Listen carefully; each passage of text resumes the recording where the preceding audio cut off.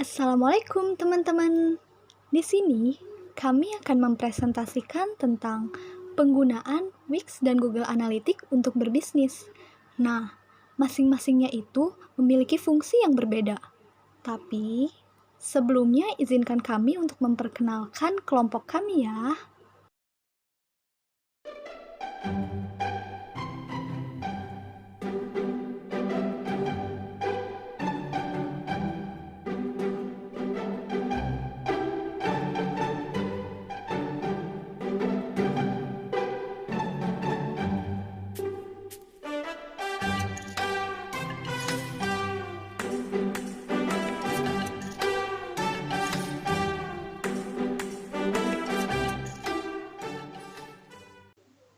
Di sini saya akan menjelaskan tentang Wix. Namun sebelumnya saya akan menjelaskan definisi dari Wix itu sendiri. Wix merupakan salah satu platform pengembangan web berbasis awan yang memungkinkan penggunanya untuk membuat situs web. Wix ini kami gunakan untuk memenuhi salah satu tugas mata kuliah, Sistem Informasi Manajemen tentang e-commerce. Langsung saja kita beralih kepada fitur-fitur yang kelompok kami gunakan. Nah, ada 3 fitur di sini. Yang pertama, Home. Home ini berisi tentang tampilan awal yang menjelaskan tentang bisnis kami, yaitu Sitella Banana Chips. Mulai dari logonya, kemudian About Us-nya di sini menjelaskan apa itu Sitella Banana Chips.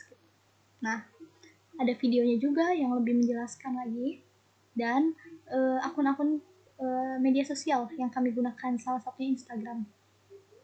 Ada musiknya juga, Get in Touch, dan sini ada alamat dari bisnis kami atau perusahaan kami, yaitu di Cikarang Selatan, Bekasi, Jawa Barat. Subscribe form dan nomor telepon.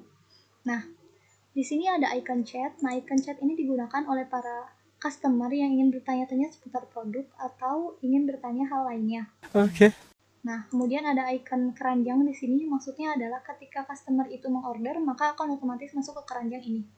Untuk fitur selanjutnya di sini ada online store. Nah, online store di sini berisi tentang produk-produk yang kelompok kami jual, yaitu Sitella Banana Chips, yang berisi dari beberapa varian rasa atau terdiri dari beberapa varian rasa, mulai dari coklat, green tea, cheese milk, tiramisu, sampai ke original pun ada.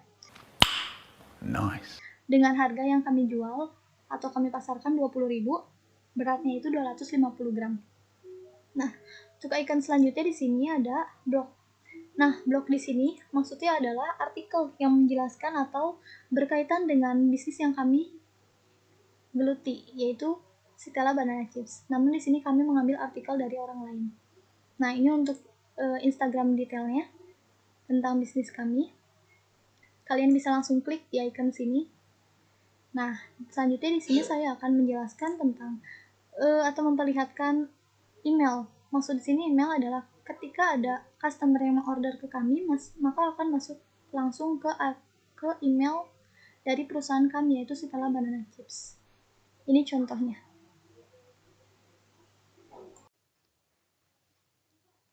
Nah, selanjutnya saya akan menjelaskan tentang cara mengorder Sitella Banana Chips.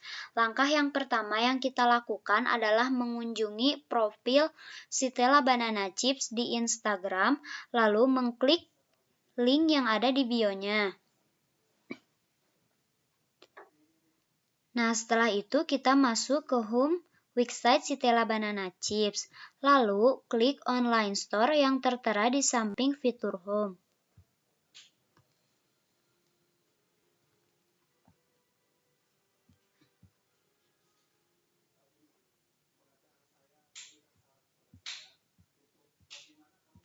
Nah, di sini sudah tertera beberapa Sitella Chips dengan berbagai varian rasa. Kita bisa memilih sesuai dengan apa yang kita inginkan. Oke. Lalu, klik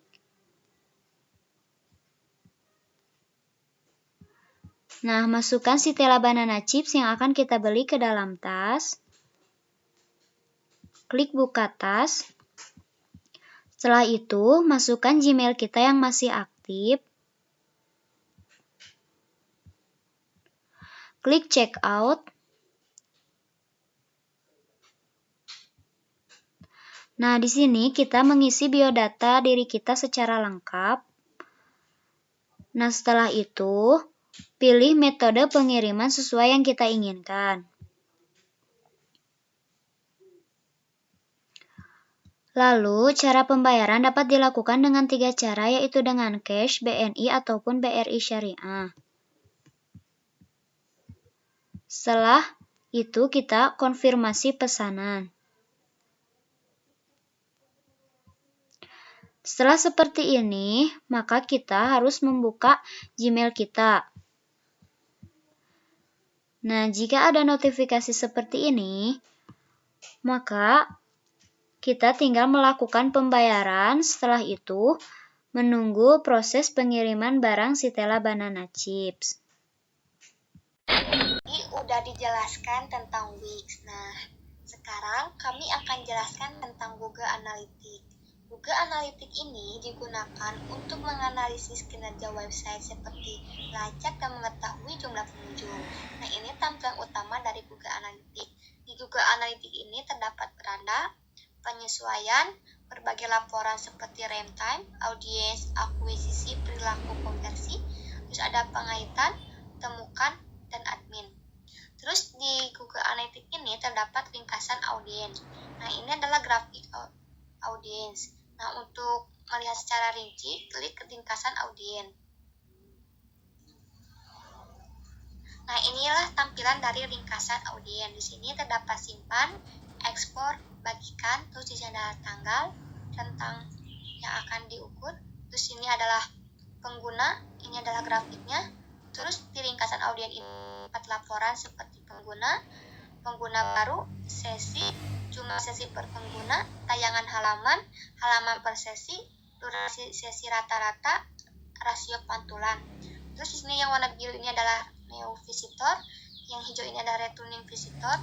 Terus di sini ada demografi, sistem, seluler, rasa. Nah, ini adalah tampilan dari ringkasan audiens. Kembali ke beranda. Nah, di sini di beranda ini terdapat ada yang berwarna biru. Ini adalah pengguna aktif saat ini, yaitu seseorang telacak sedang membuka website kami. Nah, di sini 0. Berarti tidak ada yang sedang membuka kami. Jika ada yang membuka, berarti ini akan bertambah.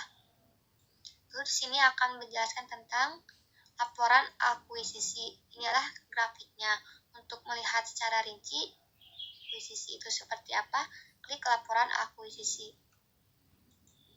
Nah, inilah tampilan dari laporan akuisisi. Di sini seperti ringkasan audiens. Terus di sini yang membedakan itu adalah saluran teratas. Di sini yang warna biru ini adalah direct, yang hijau ini adalah referral, terus ini adalah grafik pengguna, terus ini adalah grafik konversi, rasio konversi sasaran. Terus di sini ada laporan secara rinci direct dan referral. Nah, inilah semua tampilan dari ringkasan akuisisi atau laporan akuisisi. Kembali ke beranda.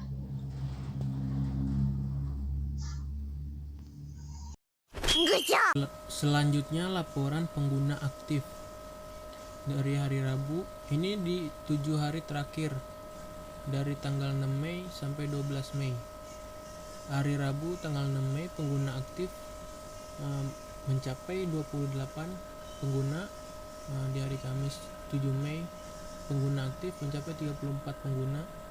Pengguna aktif tanggal 8 Mei turun menjadi 21 pengguna. Pengguna aktif di hari 9 turun lagi menjadi 3 pengguna. Di hari Minggu tanggal 10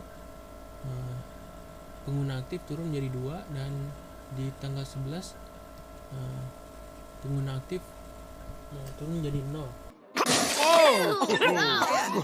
dan naik lagi tanggal 12 Mei jadi 5 pengguna. Di pengguna aktif 7 hari terakhir mencapai 79% dari 100,00%.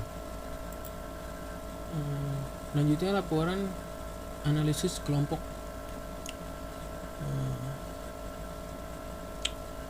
Yang dicapai oleh kelompok kita adalah 72 pengguna. Tapi dari tanggal 6 sampai tanggal 12 Mei itu mencapai 72 pengguna. Di hari 1 retensi pengguna mencapai 5,56%. Di hari kedua retensi pengguna mencapai 4,41%. Di hari ketiga sampai hari ke-7 turun mencapai 0,00%.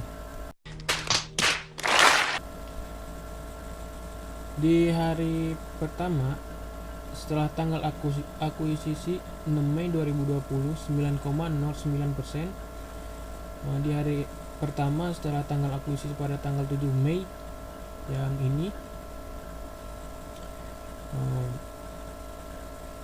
retensi mencapai 6,67%. Terus di hari kedua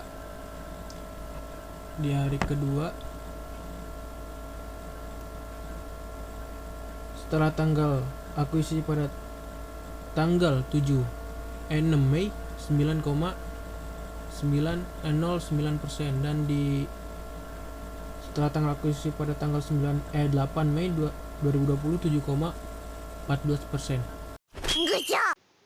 Kebanyakan pengguna berkunjung pada hari Senin sampai Jumat, sedangkan pada hari Minggu dan Sabtu jarang ada pengguna yang berkunjung. Waktu yang biasa diakses oleh pengguna adalah pukul 10 pagi sampai 10 malam. Dan 85% pengguna dari Indonesia, sedangkan sisanya yaitu 15% berasal dari Amerika. Nice. Kebanyakan pengguna mengakses menggunakan seluler, sebanyak 58,5% menggunakan seluler dan 41,5% menggunakan desktop untuk mengakses.